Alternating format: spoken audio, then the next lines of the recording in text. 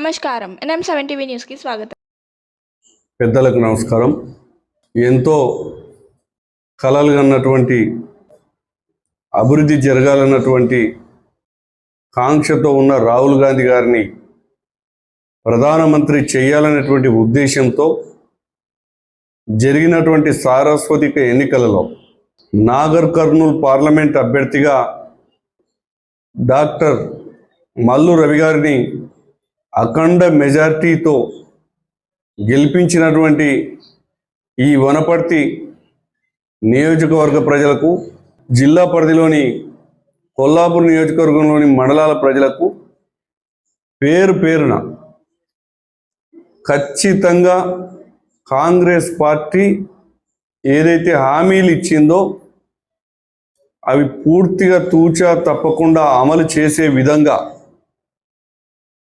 కంకణబద్దులై గౌరవనీయులు మాన్యశ్రీ రేవంత్ రెడ్డి గారి నాయకత్వంలో ఈరోజు ఇచ్చినటువంటి తీర్పును ఒక పెద్ద ఆశీర్వాదంగా భావించి తెలంగాణ అభివృద్ధికి బాటలు వేసుకునేందుకు అవకాశం కల్పించినందుకు కృతజ్ఞతలు తెలియజేస్తూ ఉన్నాను. తొందరపాటు ఆలోచన విధానాలతో తప్పు చేసినటువంటి వాళ్ళే దొంగ అన్నట్టుగా కొంత ఇబ్బందికరమైనటువంటి దాదాపుగా 30-40 సంవత్సరాల నుంచి 20 సంవత్సరాల నుంచి కాంగ్రెస్ పార్టీ బతికించుకోవాలనేటువంటి తపనతో ఉండేటువంటి కార్యకర్తలు, నాయకులు గత 10 సంవత్సరాలలో రాష్ట్రంలో టీఆర్ఎస్, నేటి బీఆర్ఎస్, కేంద్రంలో బీజేపీ, ఈ రెండు పార్టీలు ప్రభుత్వాలు ఎంత ఇబ్బందులు పెట్టినా, ఇబ్బందులకు గురి అయినా ఇంట్లో భోజనం చేసుకొని ప్రజలకు జరుగుతున్నటువంటి నష్టాలను, కష్టాలను పాలు పంచుకొని పార్టీని అధికారంలోకి తెస్తేనే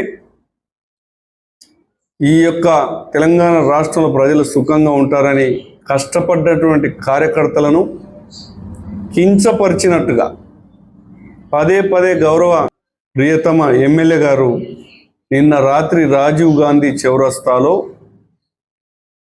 ఇంటి దొంగలు, పెద్దలు అనే పదం బహిరంగంగా వాడడం వల్ల కొంత బాధ వేసి మీ ద్వారా వారికి సవినంగా విజ్ఞప్తి చేస్తూ ఉన్నా.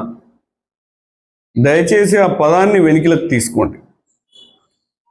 బయటి దొంగలు ఎంతమంది మీ పక్కన చేరారో, వ్యాపారాల నిమిత్తం, సొంత ఆలోచనల నిమిత్తం మీ పక్కన ఉండి ఇవాళ మీకు వనపర్తి నియోజకవర్గంలో నిక్కచ్చిగా కష్టపడ్డటువంటి కార్యకర్తల మండలాల్లో ఏ విధమైనటువంటి లీడ్ వచ్చింది. మేము చెప్తేనే ఎమ్మెల్యే వింటాడు, ఎమ్మెల్యే ఏ పనైనా మేము చెప్తేనే చేస్తాడు అన్నటువంటి నాయకులు ఏర్పాటు, నాయకత్వం ఇచ్చిన మండలాలు ఏ విధమైనటువంటి పరిస్థితి వచ్చిందో మీకు ఒకసారి పూసగుచ్చినట్టుగా వివరిస్తా. రేపు రాబో ఎన్నికలు చాలా ప్రతిష్టాత్మకమైనవి. మీరు ఎమ్మెల్యేగా ఏ గ్రామానికి పోయి ఏ కొబ్బరికాయ కొట్టాలన్నా, చిన్నారెడ్డి గారు పోయి ఇంకో కొబ్బరికాయ కొట్టాలన్నా, లేదా ఒక జిల్లా అధ్యక్షుని నేను ఇంకో కార్యక్రమం చేయాలన్నా, స్థానికంగా ఉండేటువంటి గ్రామాలలో, పట్టణాలలో, వార్డులలో నాయకత్వం పెరగాలంటే మనం అందరం ఎక్కడ చిన్న నిమరపాటు లేకుండా ఇంట్లో కూర్చొని కుటుంబ సభ్యులమైన మనం చర్చ చేసుకొని ప్రయత్నం చేస్తే రేపు మనుగడ ఉంటుంది. నేను కొత్త పాత లేదు, పార్టీకి కష్టపడ్డ వాళ్ళను ప్రతి ఒక్కరిని నా గుండెల్లో పెట్టి నేను చూసుకుంటా. ఇది మాత్రం మాట తప్పను, మాట ఇస్తే మాట తప్పను. ఇంతవరకు చాలా సంతోషం. అయినటువంటి జెండా బట్టి కడుపు మార్చుకొని ఇల్లు తిరిగి, ఎండలు తిరిగి, వానలు తిరిగినటువంటి కార్యకర్తలు, నాయకులు పనిచేస్తేనేమో వాళ్ళను దొంగలు, ఇంటి దొంగలు, ఆ పెద్దలు ఈ పెద్దలు అంటారు. మరి బయటి దొంగలను మీరు ఎప్పుడు బుద్ధి చెప్తారు? బయటి దొంగలకు మీరు ఏ విధమైనటువంటి సూచన చేస్తూ ఉన్నారు? వారిని కట్టడి చేయండి. మీరు ఇప్పుడు కాదు, భవిష్యత్తులో మళ్ళీ మీకు అవకాశం వచ్చినా ఖచ్చితంగా జెండా పట్టుకొని మాకు చేత అయినా కాకుండా మా చేతనైనంత మేర పార్టీని బతికించుకునేటువంటి ప్రయత్నమే చేస్తామే తప్ప వెన్నుపోటు ఓడిచే ప్రయత్నం చేయము. దాదాపుగా నేను కూడా ఒక 25 నుంచి 30 సంవత్సరాలుగా ఈ వ్యవస్థలో పనిచేస్తూ ఉన్నా. మీ సరసన మీరు మండల ప్రజాపరిషత్ అధ్యక్షునిగా ఉన్నప్పుడు, జిల్లా పరిషత్ సభ్యునిగా నేను ఉన్నప్పుడు మిమ్మల్ని చూస్తే, మీ యొక్క విధానాలను చూస్తే, మీ యొక్క మాట తీరును చూస్తే చాలా కడుపు నిండేది. దయ ఉంచి మీరు బాగుండాలనేది మా కోరిక.